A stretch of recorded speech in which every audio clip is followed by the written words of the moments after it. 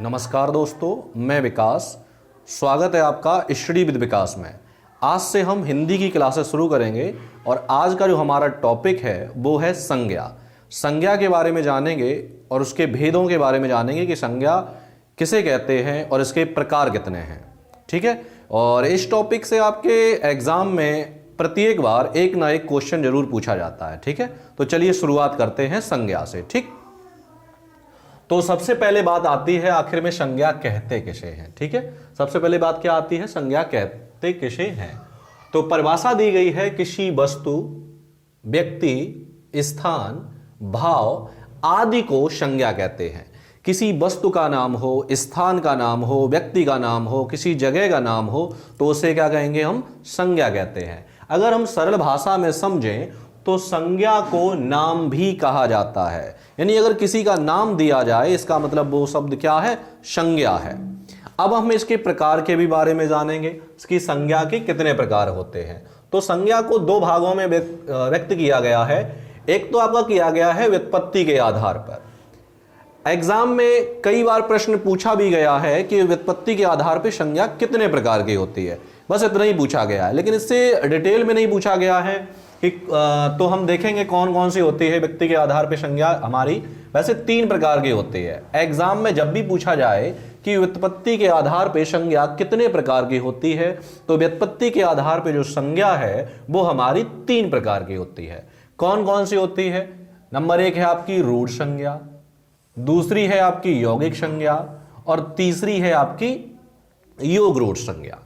हम आगे जब टॉपिक आप पढ़ोगे शब्द और उसके भेद, तो ये उसमें भी आपसे पूछा जाएगा कि जो शब्द होते हैं कि रचना के आधार पर शब्द कितने प्रकार के होते हैं, तो वहां पर ये विस्तृत जानकारी इसके बारे में जानकारी दी गई है। तो हम थोड़ा बहुत इसके बारे में यही जान लेंगे कि रूढ़ संज्ञाएं क्या होती हैं। तो वे संज्ञाएं जिनके सार्थक खंड न किए जा सकें। कोई भी शब्द दिया गया है, जैसे दिया गया है घर। अब अगर हम घर के हम खंड करेंगे, टुकड़े करेंगे, तो एक आएगा घा और दूसरा आएगा रा। ना तो इसका कोई अर्थ होता है ना ही इसका कोई अर्थ होता है। इसी प्रकार दिया गया है मुंह। अब इसके टुकड़े करेंगे मुंह और दूसरा आएगा हा, तो इसका भी कोई सार्थक खंड नहीं हो रहे हैं। जब भी किसी भी शब्द के सार्थक खंड ना हो तो वहां संज्ञा कौन सी होती है, हमारी रूढ़ संज्ञाएं होती हैं। ठीक है, अब बात आती है यौगिक संज्ञाएं क्या होती हैं। यौगिक संज्ञाएं वे होती हैं जो 2 शब्दों से मिलकर बनी होती हैं। 2 या 2 से अधिक शब्दों से मिलकर जो संज्ञा बनी होती है वो संज्ञा हमारी कहलाती है यौगिक संज्ञा। अब यौगिक संज्ञा जैसे दिया गया है शब्द विद्यालय। अब विद्यालय किन किन से मिलकर बना है? विद्यालय बना है विद्या से और दूसरा मिलकर बना है आलय से। तो विद्या का मतलब होता है ज्ञान और आलय का मतलब क्या होता है, स्थान। तो यहां पे 2 शब्दों से जो मिलकर बना है, इसी प्रकार आपका हो जाएगा विज्ञान।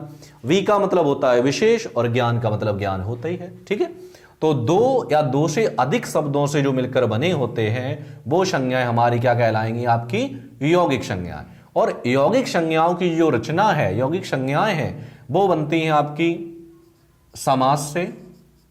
इनकी रचना हम कर सकते हैं समास से कर सकते हैं, उपसर्ग से कर सकते हैं और प्रत्यय से कर सकते हैं। तो ये जो यौगिक होती हैं वो इन तरीके से बन सकती हैं। समास से भी बनाई जा सकती हैं, उपसर्ग से भी बनाई जा सकती हैं और प्रत्यय से। समास से कैसे बनाई जा सकती हैं? जैसे समास दिया गया है राजपुत्र। अब इसमें 2 शब्द हैं, एक राजा है दूसरा है पुत्र, तो 2 शब्दों से ये संज्ञा मिलकर बनी है, तो इन्हें कहेंगे हम यौगिक संज्ञा। ठीक है, चलिए अब आगे हम बढ़ेंगे। आपकी जो नंबर 3 है योग रूढ़ संज्ञाएं। योग रूढ़ संज्ञाएं क्या होती हैं? वे संज्ञाएं जो 2 शब्दों से तो मिलकर बनी होती हैं लेकिन कोई इनका तीसरा अर्थ दे देती हैं। अब जैसे कहा गया है लंबोदर। अब ये जो शब्द है एक लंबा से मिलकर बना है और एक उदर से मिलकर बना है। तो लंबोदर कहा किसके लिए गया है? ये कहा गया है गणेशी के लिए। तो यहां पे लंबा है उधर, जिसका जैसे समास में जाते बहुब्रीहि समास में, तो यहां पर अगर हम सीधी सी बात समझें तो जितने भी बहुब्रीहि समास के उदाहरण हैं सभी आपके किस में जाएंगे? योग रूढ़ संज्ञा में जाएंगे।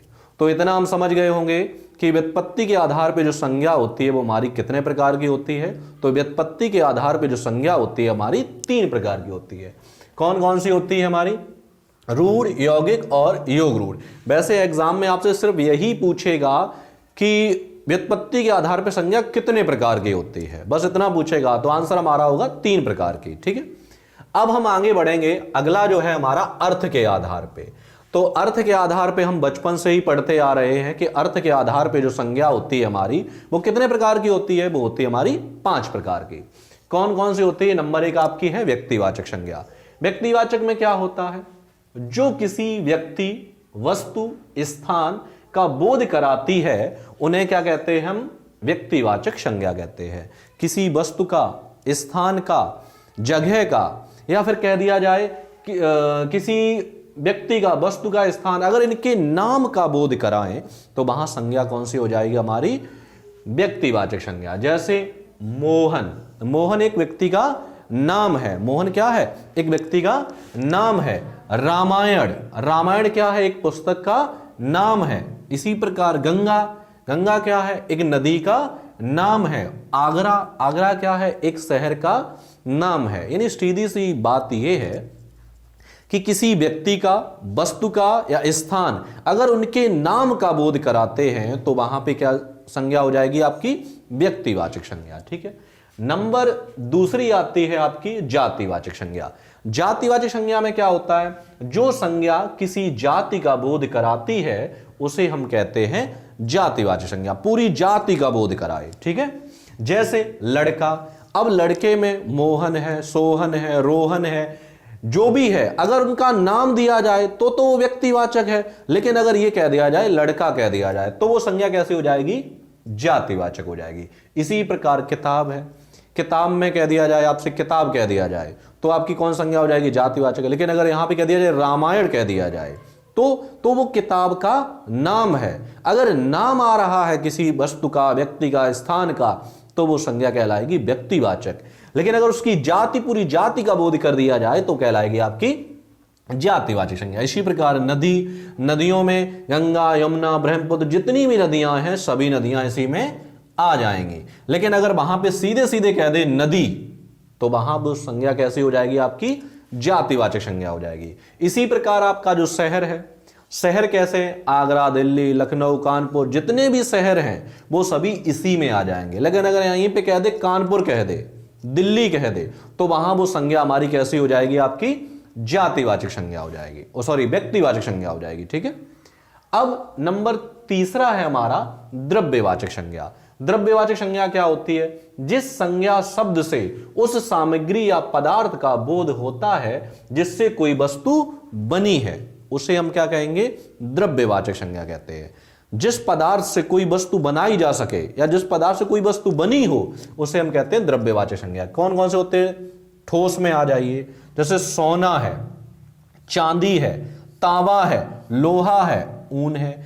अगर हम सरल भाषा में समझें तो जिसे हम गिन नहीं सकते, केवल मापा या तौला जा सकता है, वो संज्ञा क्या कहलाएगी? हमारी द्रव्यवाचक संज्ञा कहलाएगी। क्या सोने को हम गिन सकते हैं? नहीं गिना जा सकता है। जब भी हम सोनार के पास जाते हैं तो क्या करता है वो? सोना हमें तौल के ही देता है, गिनकर कभी देता है? नहीं देता है। तो इसी प्रकार चांदी है, तांबा है, लोहा है। अब सोने चांदी से क्या बनाए जा सकते हैं? आभूषण बनाए जा सकते हैं। तांबे लोहे से फर्नीचर वगैरह है, लोहे से फर्नीचर, तांबे से हमारे बर्तन बन जाएंगे, ऊन है। ठीक, अब इसमें द्रव्यवाचक पदार्थ, जितने भी द्रव्य पदार्थ हैं वो भी आ जाते हैं। लिक्विड पदार्थ है, तेल है, पानी है, घी है, दही है, दूध है, ये सभी आपके किसमें आ जाएंगे? ये भी आपके द्रव्यवाचक संज्ञा में आ जाएंगे। इसी प्रकार गैसीय जितनी पदार्थ हैं, गैसें हैं, ऑक्सीजन है, कार्बन डाइऑक्साइड है, या जितनी भी गैसें हैं सभी किसमें आ जाएंगे? आपकी द्रव्यवाचक संज्ञा में आ जाएंगी। ठीक है, अब अगला जो है आपका नंबर 4 है समूहवाचक।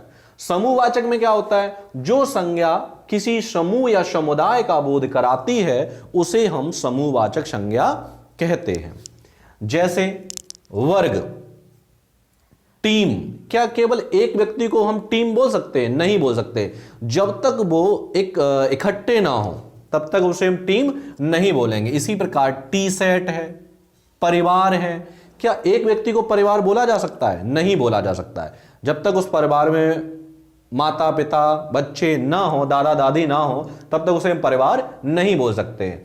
भीड़, इसी प्रकार भीड़ भी कैसी है? हमारी समूहवाचक संज्ञा है। ठीक है, अब नंबर 5 आगे बढ़ते हैं, आपका लास्ट है भाववाचक संज्ञा। भाववाचक संज्ञा क्या होती है? किसी भाव, गुण, दशा आदि का बोध कराने वाले शब्दों को भाववाचक संज्ञा कहते हैं। ठीक है, अब भाववाचक में सीधी सी बात है, जिसे हम देख नहीं सकते हैं, छू नहीं सकते हैं, केवल महसूस किया जा सकता है, वो संज्ञा क्या कहलाएगी? हमारी भाववाचक संज्ञा कहलाएगी।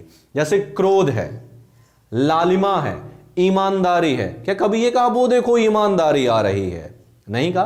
क्या आपने बुढ़ापा देखा है? नहीं देखा है। बूढ़े व्यक्ति को देखा है लेकिन बुढ़ापा नहीं देखा है।